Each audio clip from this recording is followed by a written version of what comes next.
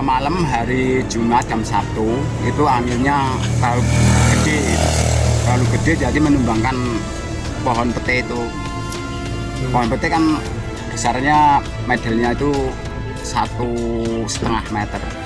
Jadi nimpa rumah ini yang tengah-tengah ini ditenggel semua jadi hancur. Gunung-gunung yang 3 itu udah nggak ada semua.